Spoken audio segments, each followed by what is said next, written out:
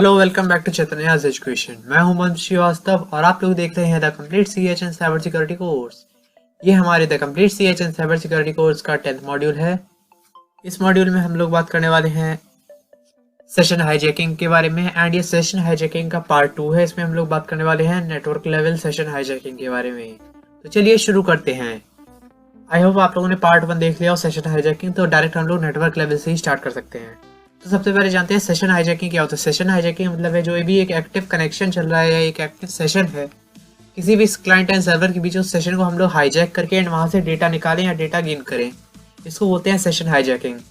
Network level session hijacking क्या होता है, जो हम लोगों का नेटवर्क होता है टीसीपी आईपी प्रोटोकॉल नेटवर्क, हम लोग किसी तरह उस नेटवर्क के बीच में आकर वहाँ से डेटा निकालते हैं। तो इसके कुछ मेथड्स है, जैसे मेथड्स दिए गए हैं blind hijacking, UDP hijacking, TCP IP hijacking, RST hijacking या reset hijacking, man in the middle attack, packet sniffers, IP spoofing, source routed packets, इन सबको हम लोग इस मॉड्यूल में पढ़ेंगे। तो चलिए शुरू करते हैं। सबसे पहले भाई 3-वे हैंडशेक क्या होता है ये आप लोग जान लीजिए एंड ये कैसे एक्चुअल में वर्क करता है, फिर समझते हैं कि अटैकर के पर्सपेक्टिव में कैसे वर्क करता है। देखिए नॉर्मली टीसीपी आईपी कनेक्शन पहले सिन फ्लैग जाएगा, फिर सिन प्लस एक्ट फ्लैग जाएगा, फिर वापस एक्ट फ्लैग जाएगा। नॉर्मली ये होता है, ये जो नॉर्मली पढ़ाया जाता है। लेकिन एक्चुअल में क्या होता है, सिन फ्लैग के साथ जाता है एक सीक्वेंस नंबर, यानी कि कह लीजिए आइडेंटिफिकेशन नंबर या एक नंबर, कुछ भी कह सकते हो आप। तो यहाँ पर क्या होता है, जैसे फॉर एग्जांपल यहाँ पर गया 4000, तो रिप्लाई में जब ये एक पैकेज जाएगा तो ये जाएगा 4001, यानी कि एक नंबर इंक्रीज हो जाएगा। अगर मैंने भेजा 7000 तो जो रिप्लाई में आना चाहिए वो आएगा 7001। एंड ये जो नंबर्स होते हैं इन्हें बोलते हैं ISN, यानी इनिशियल सीक्वेंस नंबर।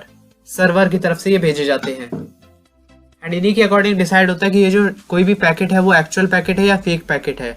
अगर किसी पैकेट पे actual and correct sequence number है तो सर्वर उसको एक्सेप्ट कर लेगा, एंड अगर उस पर गलत सीक्वेंस नंबर है तो सर्वर उसको रिजेक्ट कर देगा। आई होप आप लोगों को समझ गया आया हो। नीचे कुछ थ्योरी लिखी है, इसको जरूर पढ़िएगा।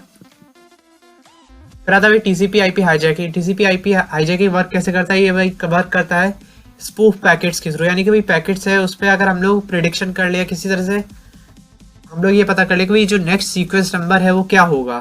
फॉर एग्जांपल 4000, तो हम लोग इस पर आसानी से पता कर सकते हैं नेक्स्ट सीक्वेंस नंबर 4001 होगा, या कोई भी फॉर एग्जांपल 4000 मान लिया हम लोगों ने।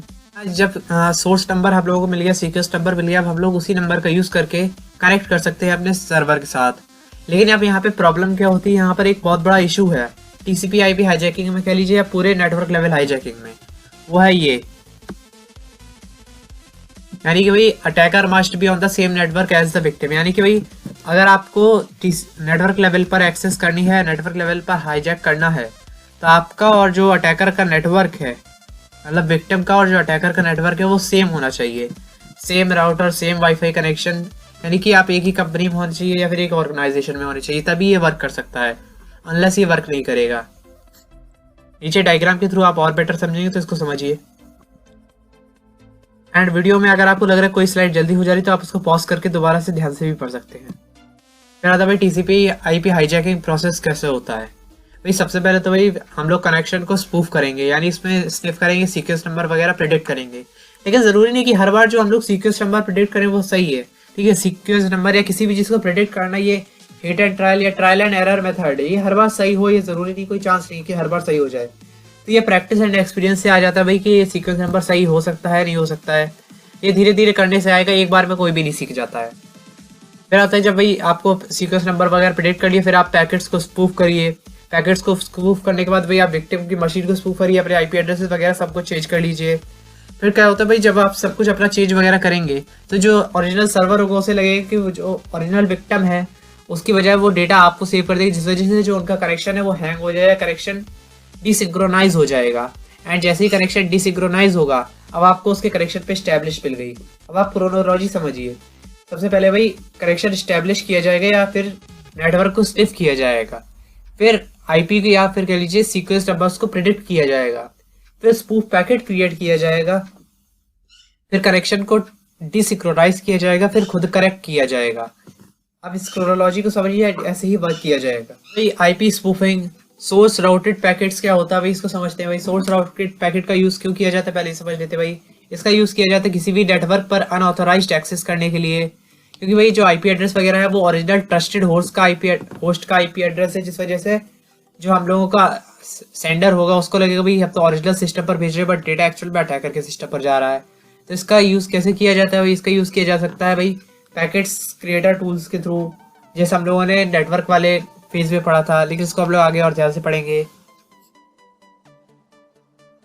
यहाँ पे क्या होता है भाई, जब हम लोग किसी भी ट्रस्टेड सर्वर या ट्रस्टेड सिस्टम का आईपी एड्रेस स्पूफ करते हैं तो भाई जो ओरिजिनल हमारा अटैकिंग सर्वर या सिस्टम होता है वहाँ उसको लगता है कि जो हम लोग डेटा भेज रहे हैं वो एक्चुअल में सही डेटा पर जा रहा है। अब क्या होता है भाई, जब उसको हम लोगों पे ट्रस्ट आ जाता है या ट्रस्ट क्रिएट हो जाता है सर्वर को, तब हम लोग उस पर फोर्स पैकेजेस यानी फिर मैलिशियस पैकेट सेंड कर सकते हैं, जिस वजह से हम लोग आगे का जो भी अपनी एक्सेस करनी है वो आप लोग आसानी से एक्सेस कर सकते हैं।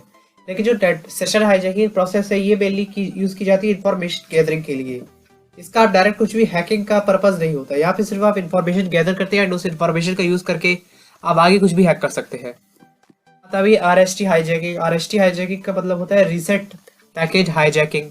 यहाँ पे क्या होता है भाई, रीसेट पैकेजेस क्रिएट किए जाते हैं जो एकदम एक्चुअल ओरिजिनल पैकेट्स लगते हैं, बट एक्चुअल में वो स्पूफ पैकेट्स होते हैं एंड वो स्पूफ आईपी एड्रेस के थ्रू सेंड किए जाते हैं।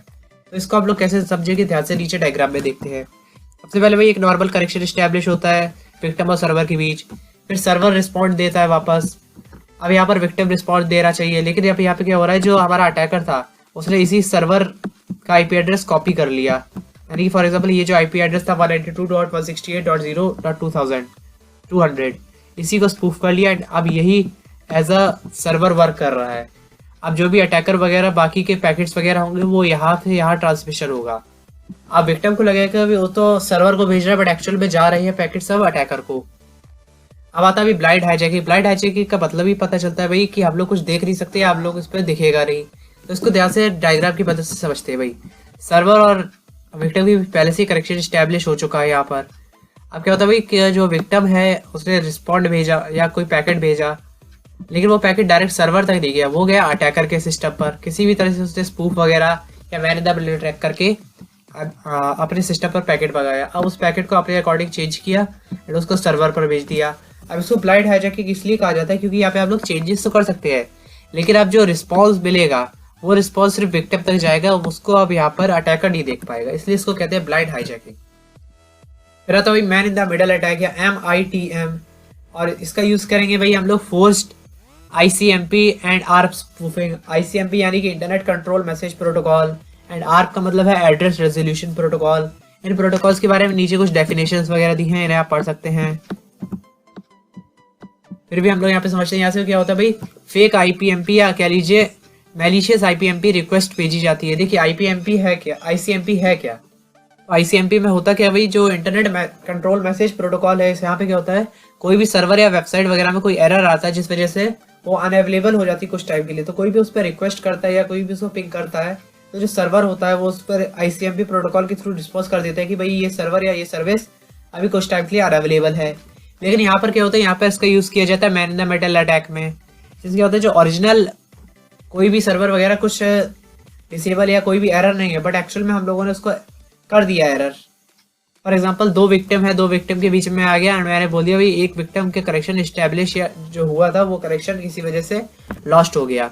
फिर ARP स्पूफिंग का यूज़ किया जाता है भाई, मैक टेबल्स जो हम लोगों ने पहले बताया था उसको अगर हम लोग फिल कर दे तो जो आपका स्विचेस वगैरह है वो नॉर्मल वर्क करने लगेगा हब की तरह एंड सबको पैकेट ट्रांसफर होने लगेगा।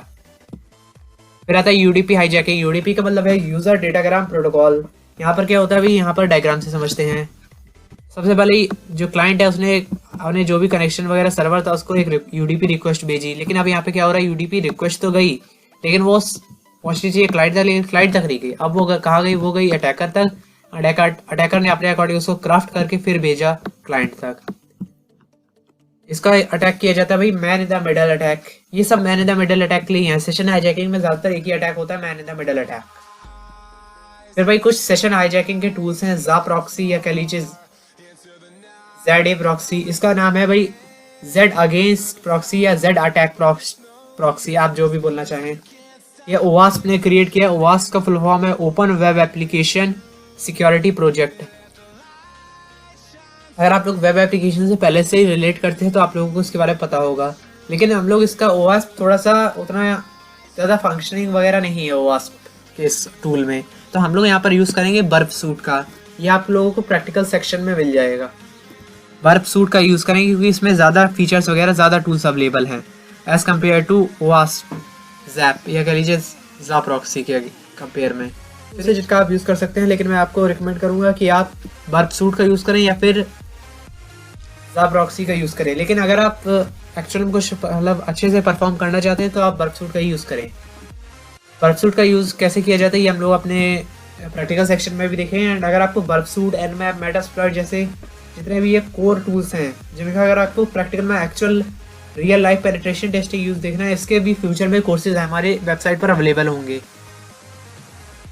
एंड अगर आपको कमांड लाइन वर्जन चाहिए, आपको GUI यूज़ नहीं करना है, तो आप एटरकैप का भी यूज़ कर सकते हैं। ये थोड़ा सा टफ होता है क्योंकि वही CLI वर्जन है एंड हर बार ये उतना परफेक्ट भी नहीं होता है क्योंकि वही GUI थोड़ा सा, जो बर्फ सूट है वो बहुत फास्ट वर्क करता है। फिर ये कुछ मोबाइल टूल्स हैं, इनको भी आप देख सकते हैं एंड इनका भी यूज़ किया जा सकता है।